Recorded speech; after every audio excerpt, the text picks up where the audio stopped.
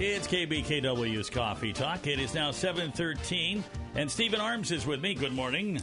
Good morning, Doug. How are you doing? I'm doing well today. We got sunshine, yes. In theory. It's not yet out yet, but hopefully it'll be out soon. It's a little lighter now. When I come in, I can actually, you can see things. And then probably another week or two, it'll be completely light when I come to work. It's nicer, this time of the year. The only problem I have is that means I need to mow the lawn today. I did that yesterday. No, you can come over and do mine if you want. No, I've got. In fact, I had one patch. It was long, but I had one patch that was a little longer because it was where some new grass had been planted about 4 or 5 years ago, and it's very healthy. And so I had to put the mower up almost as high as you could get it to get through there, and then drop down and get some of the other stuff to make it the level I wanted. But I got one patch in there that I'm going to have to go in and take care of probably today or tomorrow because it was just too wet for the machine to go down any closer to the. The perpetual problem up here is my lawn looks like a small jungle right now because I'm going to mow and then it rains, and I'll mow tomorrow and then it rains. It just I'm. Well, I got it done finally. So. Well. Huzzah for you. I'm just, I don't like mowing the lawn. It's one of those. See, I like being out in the yard, even though I'm not the best lawn mower per se. I like doing things in the yard. I like anything that makes me move around. I don't mind getting around, but I guess maybe because I mowed lawns from when I was about 8 years old to about 14. That's what I did for a living. I made all extra money in my family. Power mower or push? It was push at first and then a power later on. We had a really nice push mower. So the Craftsman, as sharp as could be. People think, oh, yeah. But if you had a good push mower, you could do a lot with that. You could. Yeah. But I got to admit, when I got the gas mower, it was pretty good because my family were really poor. Though that was the only way I had any money because I just mowed lawns. Yeah, I did that in paper routes. So. Yeah, I tried paper routes, but I wasn't good at that. It was easier to mow lawns. So anyway, since I'm here again, I thought I'd bring you some history that happened in April, and I'll give them real quick, and we can talk about whatever you want. The one I picked that was funny was, of course, Chernobyl, but we can talk about Chernobyl if you want. But let's see, April 11th, 1968, the Civil Rights Act of 1968 was passed. April 12th, 1861, the Civil War began at Fort Sumter. April 15th, 1912, the Titanic sank, of course. April 22nd, 1864, Ingabi Trust was put on our coins for the first time. And the last one is, again, this is more from a classical historian. April 23rd, 1564, William Shakespeare was born. Oh, really? Now, there's always, I've heard rumors that, Shakespeare really didn't exist. It was somebody else that was writing this stuff, or he had a ghostwriter or whatever. What is your research William Shakespeare existed. It's one of those cases of, I remembered when I was taking a history of Christianity class when I was in college, and I asked Stephen Benko, one of my professors, who is an expert in religious history, did Jesus Christ exist? And he said, well, how do you know George Washington exists? And I go, well, there's records and information that coordinate. And he goes, it's the same argument. There's enough information. And when you look at William Shakespeare, the style of his writing, people want to get into other people wrote and whatever. And there may have been some people who did stuff or whatever. And I don't know any writer who doesn't plagiarize a little if he can get away with it. But when you read Shakespeare, there's far too much of his that you can see the word. You can just listen to it and tell it's Shakespeare because it's the poetry of it. He was definitely, like a blacksmith makes horseshoes or a swordsmith makes a sword. Shakespeare was a wordsmith. And it's a shame because he's getting, in colleges now, a lot of the classic writers are getting a real bum treatment. And that's, because one, students don't have the brain power to, I shouldn't say that, that's being unfair, but they don't seem to have the interest and the drive to want to actually understand Shakespeare, and it also requires a vocabulary. But a good actor can do it. It's funny, and I always said I've read Shakespeare, and I've enjoyed some of his plays when I read them, but they're not. But if you say, do I want to read Macbeth or watch Macbeth? I'd watch Macbeth. Yeah. And a good actor interprets it. They get all the pauses in there. They emphasize what probably Shakespeare wanted to have emphasized. Yeah, but do that, you have to understand the words. And True. I remember they did a version of, I think, Much Ado About Nothing, with modern people. And Nathan Fillion was in it. He was he's from Castle and also from Firefly, and he did one Dogbert part in it, the watch commander. And he said he did the dialogue and half the time had no idea what he was saying. And he's not a stupid man, but he obviously never studied Shakespeare, because the words sometimes mean, they don't mean the same as they meant now. See, I admire authors that can put a lot of information in a very short amount of, or short sentences, or however you want to do it, like Hemingway or Steinbeck. Yet Charles Dickens I love, even though because he uses the words in such a way that there's it's a sculpting of literature rather than just the conveying of it. I guess, and I agree with all those. I like Dickens, and I like. I'm sorry, the Of Mice and Men, Old Man at the Sea. You're talking about all great books, but it also is Tale of Two Cities. But different ways. Now, there's some people that say, "Well, that's a classic writer. You should like his work." I go, some of them, I'm sorry, are bores. I'm sorry, Bram Stoker's Dracula was a trudge. And everyone knew, ooh, vampires, all that, please. Well, what about Moby Dick? It's half whale information, half story. It's a historian. I liked it because it gave me a lot of information. And when he goes back and forth, a lot of it is and it's like we're learning about the life, and you realize how hard these people on these ships actually work. People talk about, we work hard now. What a bunch of nonsense! Not compared to being a sailor in those days. The ship didn't have a motor. If we didn't find the wind, you died. They get in trouble, they keel haul you. Yeah, well, that must have been a lot of fun. It was apparently really good for the skin, though. Oh, I wonder how many people actually survive that. Well, I think a reasonable amount, but because no one wanted to have it done to them. You're much more likely to get cat of nine tails for 20 on your back. Well, which, and again, a cat of nine tails, knotted rope. Well, we're going to take a quick break and.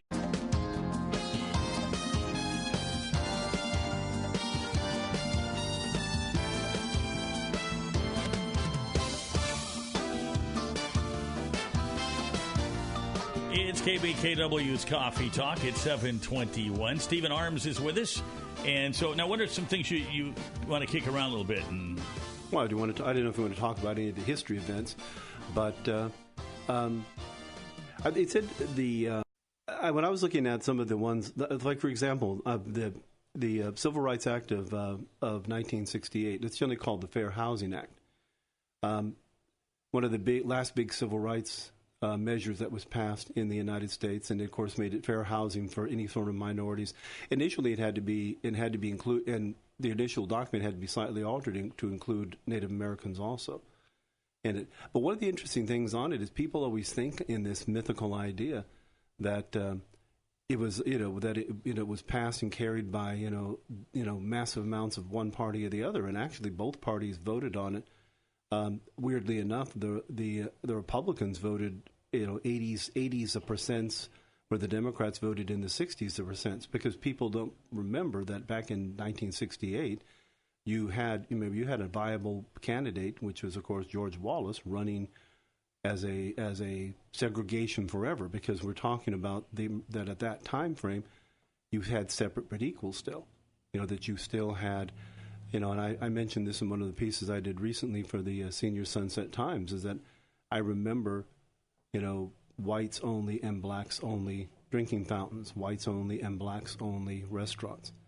And in 1968, that still exists. You had to be in the South, though, to see it. You had to be in the South to see it generally. Yeah. Because that was, had been initially the bastion of slavery was all down there. Well, yeah, because during Reconstruction, a lot of the freedom that the African Americans got after the war was taken away from them by the states. The change in voting laws and who can vote and who can. I mean, it kind of went backwards. Well, what was part of the response was, again, this is one of those weird what if histories, and you have to be careful of that because you get too many variables, but.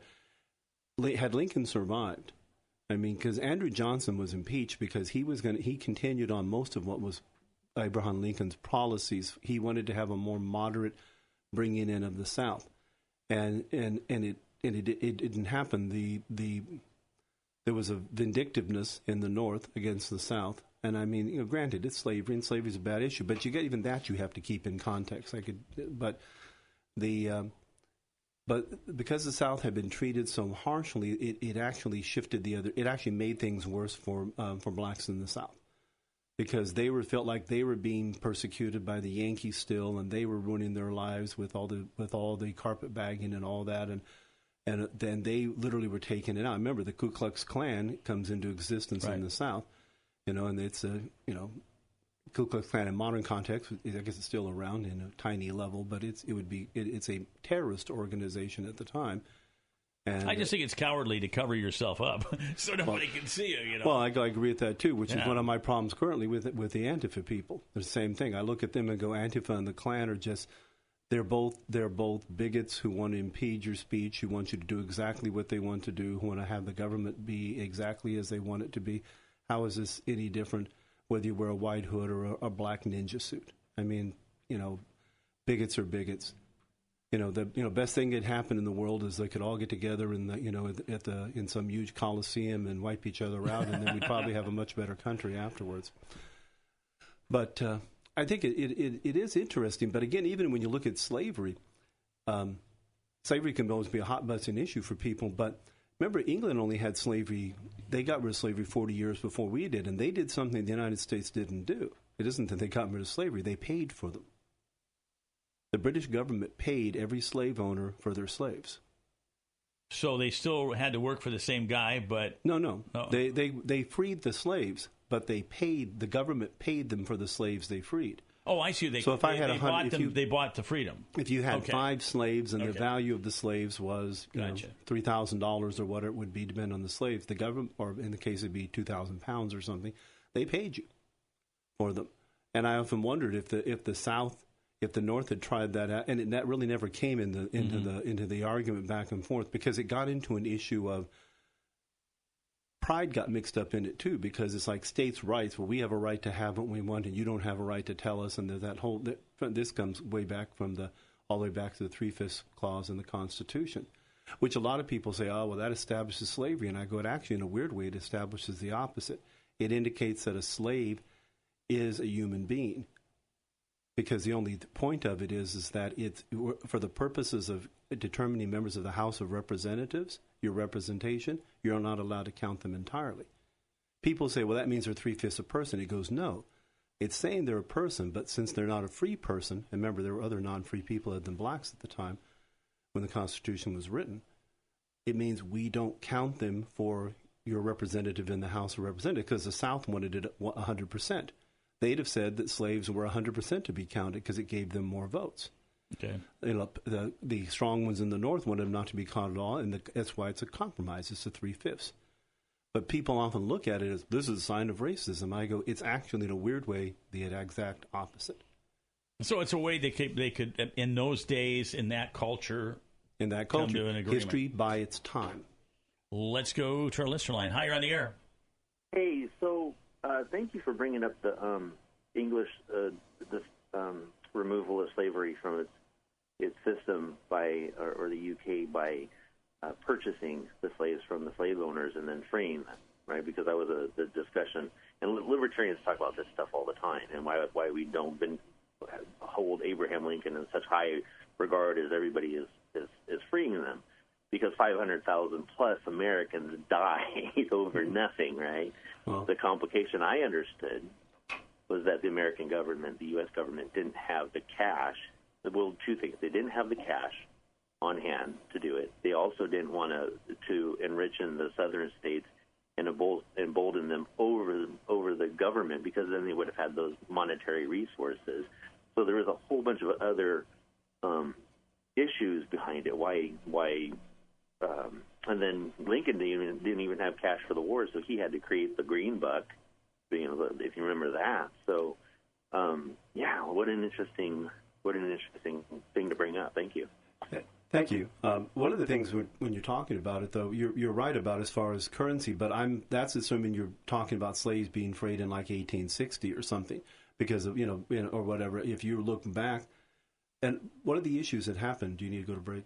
30 seconds. Okay. One thing you need when you look at it is I'll hang up then. Thank you, sir. Okay. Thank you. Well, I think I'll take it after the break and answer the question about the issues about about the money of it and the other factors. But go ahead. Okay, well, that'll work. It is now 7:29, and coming up, we've got the latest SRN Network news, and then we'll have some local and regional news, and then we'll continue our conversation.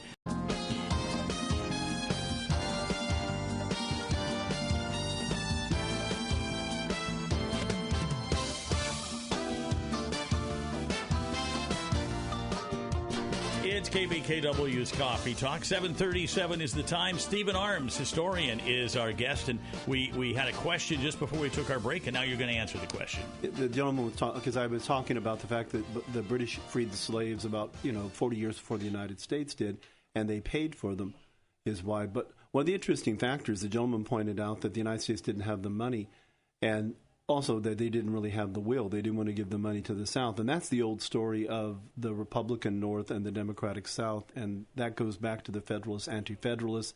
It goes to the for the original Democrats and then the Whigs afterwards, and eventually in the 1850s, and the Republicans and the Democrats. But one of the things interesting about it is one of the reasons they couldn't pay it off is because there came such an abolitionist movement in the United States after England, say, freed its slaves, that the price of slaves became extraordinarily high. And once the market got cut back on it, again, a healthy male slave, 25 years old, could in 1860 would have cost $1,000. That's a lot of money if you convert it for converted now, add at least a zero or so onto it at least.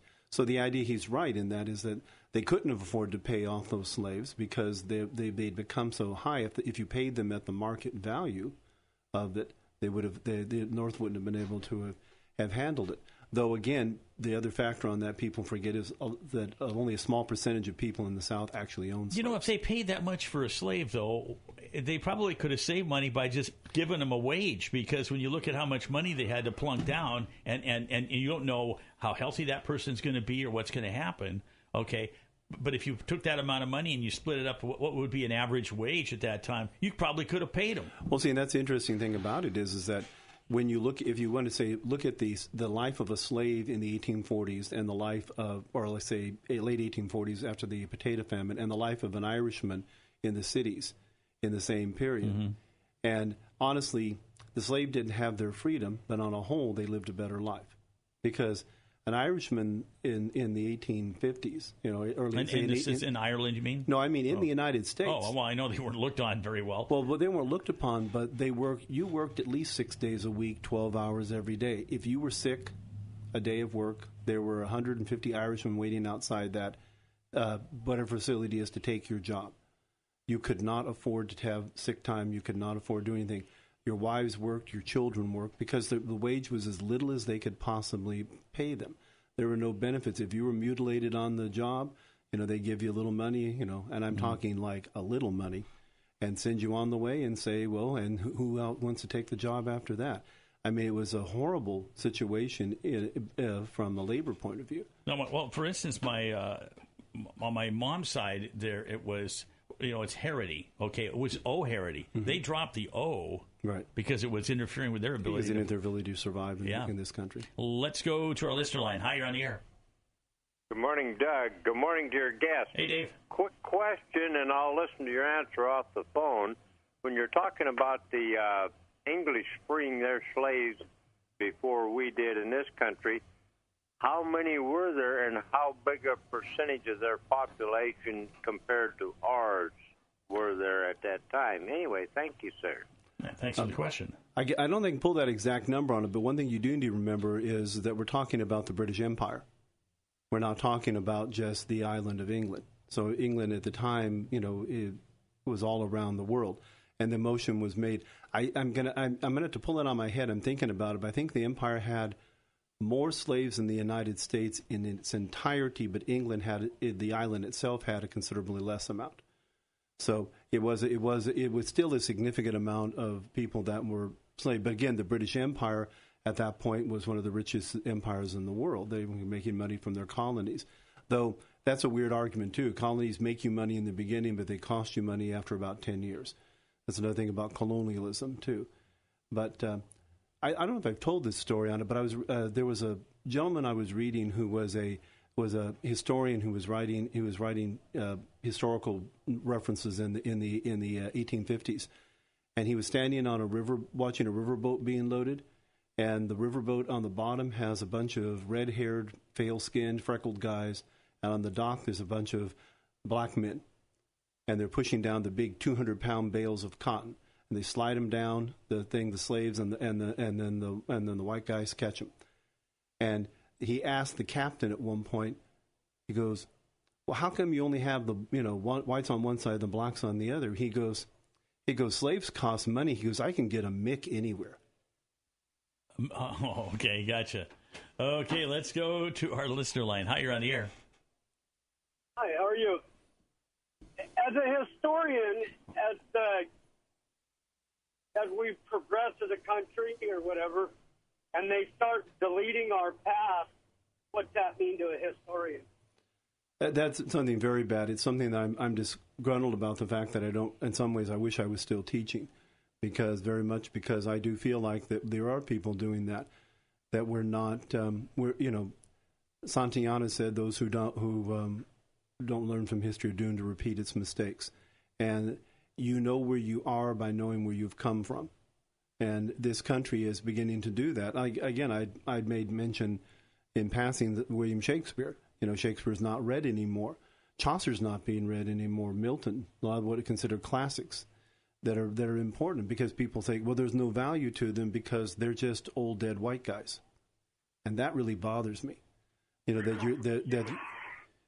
That people are starting to look at history and they're saying, if it doesn't have to connect to me as an individual, there's no value to it, and that's ridiculous, because history is where everyone comes from.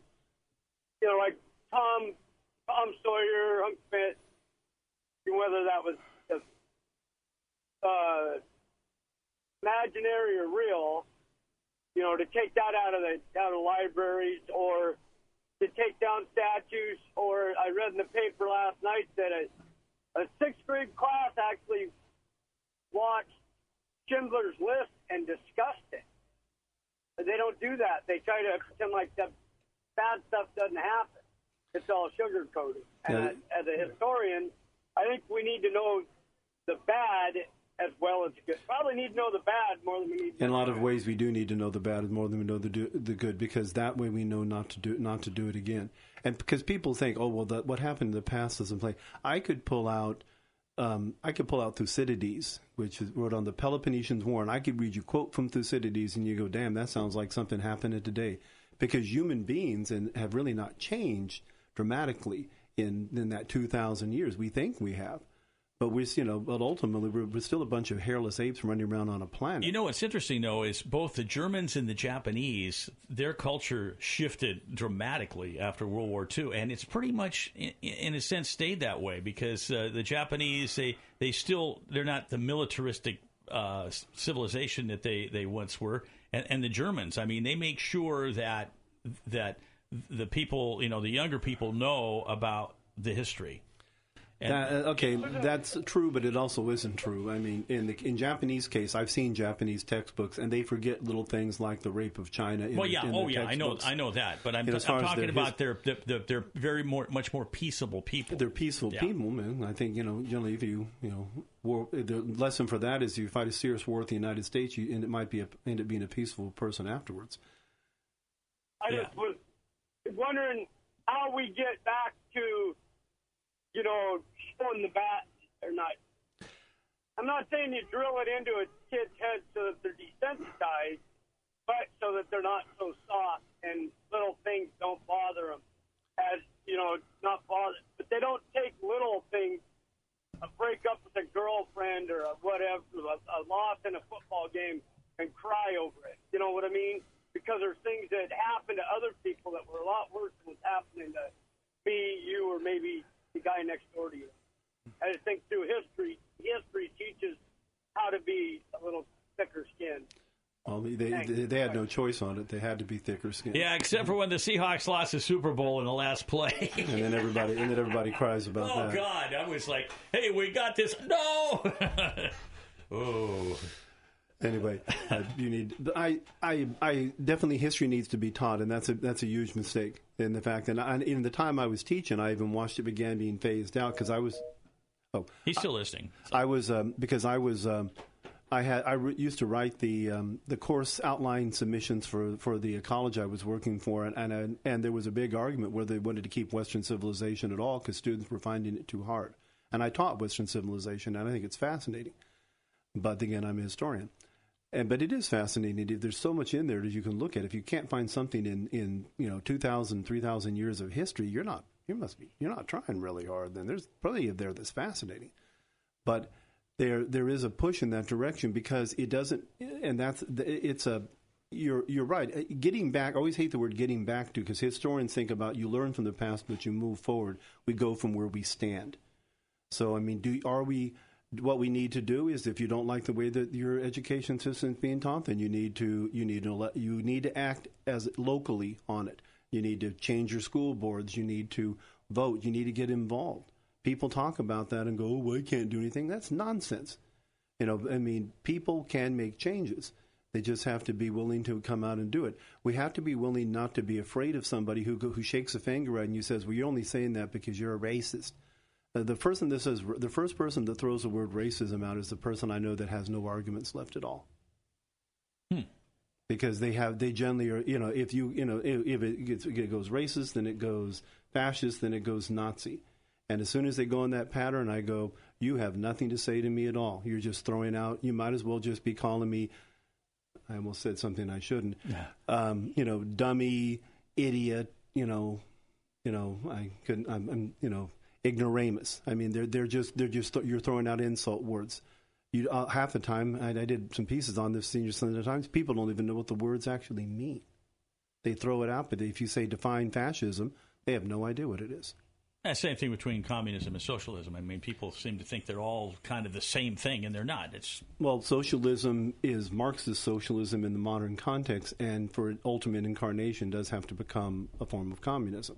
Well, yeah, but But you don't see that happening. I mean, you don't see that happening. Like Germany has not become communist. Germany's not a socialist country, though.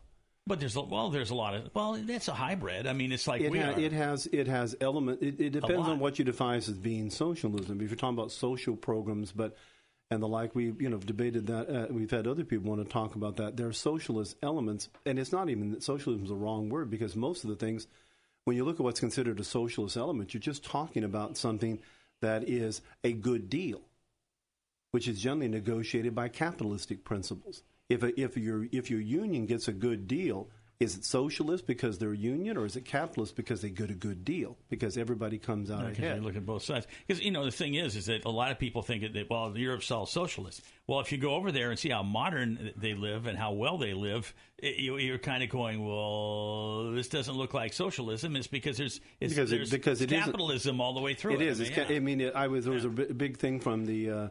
I was reading an article recently from the.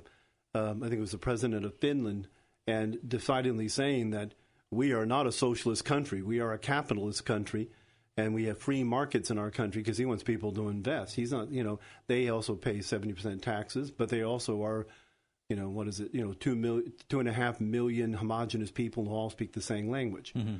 So, I mean, it's a whole different world. It's like Canada. They only have a population of, 26 million? Something like that. So it's easier to do some of those social systems that they do have in place would be easier to handle than something as big as the United States. And, because, again, the problem with that, when you start the idea of socialism, if it becomes socialism in its ultimate incarnation, means I'm taking it from somebody and giving it to somebody else. And when you have a country that has a Bill of Rights, you run into serious issues on that. Because, a lot of people say taxes are theft. Well, socialism is definitely theft. I just look at taxes as a way to have infrastructure. To have infrastructure in a capitalist economy. Well, let's go to our listener line. Hi, you're on the air. You are all over some really awesome. I didn't get to hear your last response to my question, but another concept that you could consider with the social programs in the smaller nation states that you're exempling, Finland and Canada, is the states and states' rights saying we're going to have these social programs. Like Washington is hugely social with child care or child medicine and elder medicine and all these other social programs it contains itself.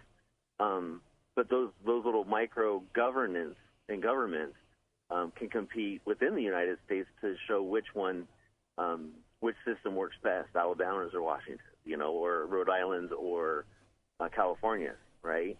But it doesn't have to have that big federal umbrella of making Rhode Island care about California when they don't like each other or whatever, And I think you're 100% right on that.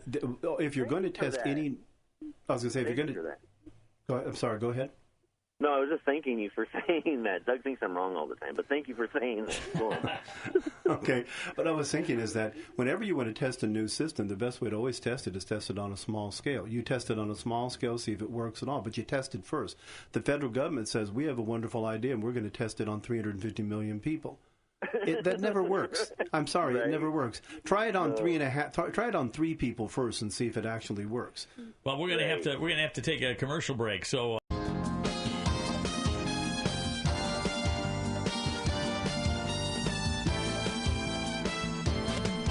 It's KBKW's Coffee Talk at 7:54. Stephen Arms is with us now. Of course, you've got your YouTube channel. My YouTube channel, of course, is Arena of History on YouTube. Just do a search for it. I have the posting now for last month's Coffee Talk. I post all the Coffee Talk audios. So and I try to cut all the commercials out. Nothing personal against the advertisers, but for people on YouTube, it's easier. And recently, I've been had a dry spell because I've been having problems with my software. I had some software that got corrupted, and it took me forever to find a replacement for it. So I'm going to start doing the videos again. Matter of fact, I think I'm going to do something I've never done before. I think this weekend I'm going to go see the new Avengers movie, and I'm going to do a review of it on YouTube. We probably won't see it for eons. I'm getting tired of having all these characters, and okay, it's your turn. It's your turn. Iron Man, he does his stuff. Okay, it's Captain America. Get in there. And the good news is it's apparently the last movie of this sort. And it's 3 hours and 1 minute long too. Yeah, that's a long one. Hi, you're on the air. Good morning. Hey, Stephen. Yes, Stephen Arms. Okay. The previous caller talked about the laboratory of America, and I agree that there are times when that is very appropriate. But don't you think that there are some minimum standards that are American? For example, the previous caller would have each state decide whether or not there is slavery in their state. Well, I don't think he was saying that. I think he's just saying that if you can check. That states themselves have generally the economic output of a lot of European nations. Yeah. I mean, we have several that do. And so is it logical for them to try if they want to make changes within, as long as they're not disobeying with the Constitution, and the Constitution no longer allows for slavery, logically they can't do that then. Right. But are there minimum standards for America? Donatho, what would you consider them to be other than what's in the Bill of Rights? What's in the Constitution? Well, and maybe that's it. Maybe those are the minimum standards. As long as the state meets those minimum standards. Well, they have to, because if you violate the Constitution, your laws are going to be null and voided. Each state also has a Constitution, and they can. But the federal Constitution, is, pardon the pun, trumps all other law. So if you cannot win against the Bill of Rights, unless you're selling marijuana. Okay, go get them. Bye-bye. Bye-bye. That's the one thing, But I, of course, you go back to Prohibition. It was supposed to be, no booze, but they chopped everything else out of there as well. So. Well, and the thing about that is, of course, it's too easy to make alcohol. I mean, it was kind of a silly idea. I mean, it's one of those cases of good intentions actually, being the road to hell. But back in those days, though, the women had a point. And the fact is, I guess people were getting just as drunk as you possibly can get back then. I mean, it was a major issue, cultural issue, the drinking, except, trying to completely ban it didn't work. No, education probably would have been better, or wives hitting you with a frying pan. Oh, no. Let's go to our listener line. Hi, you're on the air. Good morning. Yes, hi. So one reason that I find that I have a problem with socialism, I mean, I have many reasons, but my employer hires temporary employees for about 5 months out of the year. And I've worked for my employer a long time, and years ago, we used to get, 20, 30 people applying for these positions, and now we get 2 or 3. And socialism and our social programs that we have nowadays have allowed people to basically not work. I mean, they don't have to work for minimum wage anymore because they're getting minimum wage, and truth be told, with all the benefits that they've got out there, they're probably getting better than minimum wage, so they don't want to work anymore. You're talking about it, the umbrella of our for people that we have our safety net, they used to call it, now is disincentive. It's making people so they don't have the incentive to actually compete. And I agree with you on that. That you should have something for people so they don't crash and burn. But if you carry somebody, they're never going to learn to walk. Sorry, but the other thing is that, we did welfare reform, and we've done welfare reform several times. And what they've wound up doing is they've just wound up shifting people off of welfare onto SSI. I mean, you can basically have, just about anything declared a disability nowadays. And there's truth in that. And get an SSI check. I mean, I literally, at a certain age range, you start getting letters and calls from people about, as I'm at the range, I'm getting close to retirement. I've had letters come in the mail from me, do you want to try to apply for disability, though, other than the fact that I'm a historian, that's the only disability I think I have. But other than that, I think, and the problem I always have is that somebody actually called me once and I said, but I can work. Why would I be disabled? Thank you for your call. Bye-bye. Well, that's going to wrap things up. Tell everybody real quick about your YouTube thing there. YouTube channel is Arena of History on YouTube, ARENA of History. And, of course, I have articles every month in the Senior Sunset Times. All right, so check those out. It is now 8 o'clock and time for news from ABC. If you wish to join the quest for knowledge, the battle for truth, please hit the like button, recommend my channel to others, and, of course, subscribe. Thank you kindly.